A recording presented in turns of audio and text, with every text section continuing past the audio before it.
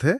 आज हम Jubilant Ingrevia NSE पर JUBLINGRA इसकी बात कर रहे हैं। आज शेयर बाजार में इसने काफ़ी हलचल मचाई है। शेयर करीब 16% उछला और साथ ही एक बड़ी ब्लॉक डील की भी खबर आई। जी हाँ, काफी एक्शन वाला दिन रहा इसके लिए। बिल्कुल। ये कंपनी जैसा कि पता है जुबिलेंट भारतीय ग्रुप का हिस्सा है और ये फार्मा, पोषण, एग्रोकेमिकल जैसे कई जरूरी सेक्टर्स के लिए लाइफ साइंस उत्पाद बनाती है। तो सवाल यही उठता है कि ये जो जबरदस्त तेजी है, क्या कंपनी के जो बुनियादी आंकड़े हैं वो इसका साथ दे रहे हैं? आइए इसी की गहराई से आज पड़ताल करते हैं। तो सबसे पहले आज के प्रदर्शन पे ही एक नजर डालते हैं। शेयर बंद हुआ 793.55 रुपए पर।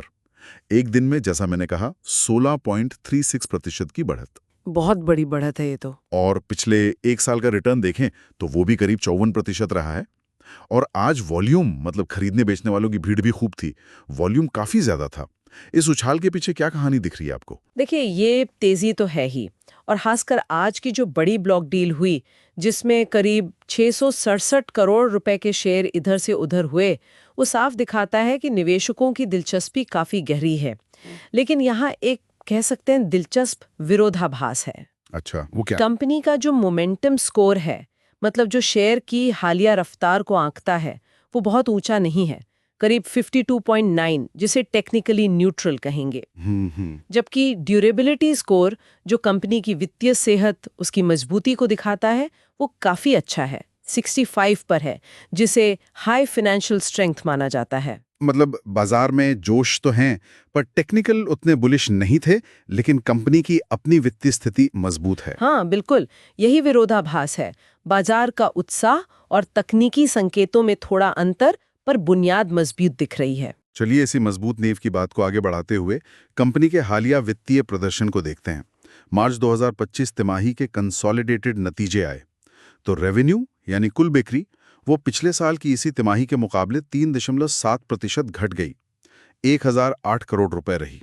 हाँ, रेवेन्यू में थोड़ी कमी है। और रेवेन्यू ग्रोथ TTM%, पिछले 12 महीनों की औसत ग्रोथ, वो भी इंडस्ट्री के एवरेज से कम है।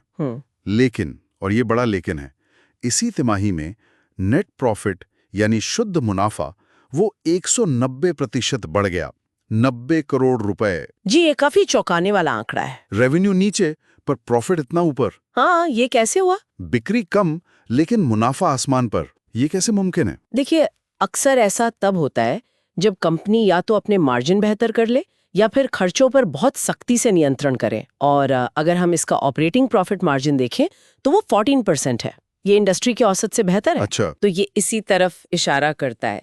साथ ही TTM नेट प्रॉफिट ग्रोथ यानी पिछले 12 महीने की मुनाफे की ग्रोथ, वो भी 37.3% है, जो इंडस्ट्री औसत से काफी आगे है।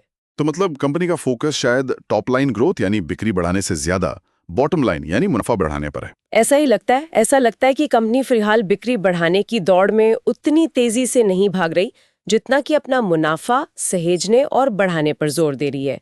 और ये भी ध्यान रखना होगा, सूत्रों के अनुसार पिछले 3 सालों में 2 बार कंपनी का रेवेन्यू बाजार के अनुमानों से कम रहा है। अच्छा। तो शायद ये रणनीति अपनाना उनके लिए जरूरी भी हो गया हो।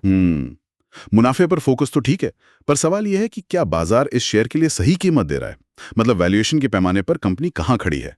वैल्यूएशन स्कोर बता रहा है 40.8, मिड रेंज में है। हाँ, ना बहुत सस्ता ना बहुत महंगा, बीच का। और P ratio, price to earnings, वो 50.3 है। PB ratio, price to book, 4.5 है। ये दोनों इंडस्ट्री के औसत से कम है। ये तो अच्छा लगता है। हाँ, पहली नजर में ये अच्छा लगता है कि कमाई और बुक वैल्यू के हिसाब से इंडस्ट्री की तुलना में शायद महंगा ना हो। लेकिन फिर एक लेकिन है। पीईजी रेशियो 1.3 है। ये एक से ज्यादा है।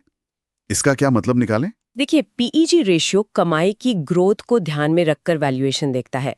1 से ज्यादा पीईजी रेशियो, जैसे यहाँ 1.3 है, ये संकेत देता है कि बाजार भविष्य में कमाई में जो तेज बढ़ोतरी की उम्मीद कर रहा है, उसके लिहाज से कीमत थोड़ी ज्यादा नजर आती है। यानी कि जो अच्छी ग्रोथ की उम्मीद है वो कीमत में पहले से ही फैक्टर इन हो चुकी है। हाँ, कुछ ऐसा ही लगता है।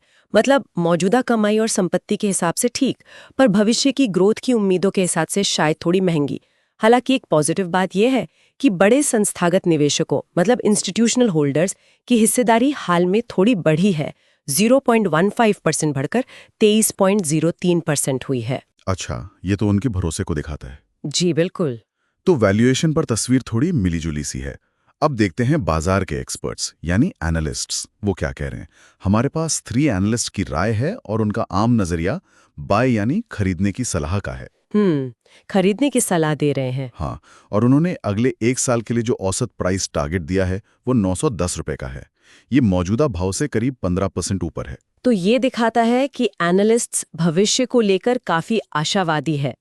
वो मान रहे हैं कि शेयर यहाँ से और ऊपर जा सकता है और वो उम्मीद कर रहे हैं कि वित्त वर्ष 2026 में कंपनी की ईपीएस यानी प्रति शेयर कमाई उसमें 30% से ज्यादा की बढ़ोतरी होगी। 30%? ये तो काफी बड़ा अनुमान है। जी, और ये आशावाद शायद कंपनी की जो मुनाफे पर फोकस करने की रणनीति है उसी से जुड़ा है। उन्हें लगता है कि ये रणनीति आगे चलकर अच्छे नतीजे देगी। तो चलिए इस सारी बातचीत को समेटते हैं। जुबिलेंट इंग्रेविया ने शेयर बाजार में हाल में खासकर आज जबरदस्त प्रदर्शन किया है। ब्लॉक डील भी हुई है। वित्तीय स्थिति देखें तो तस्वीर थोड़ी कह सकते हैं मिली-जुली है।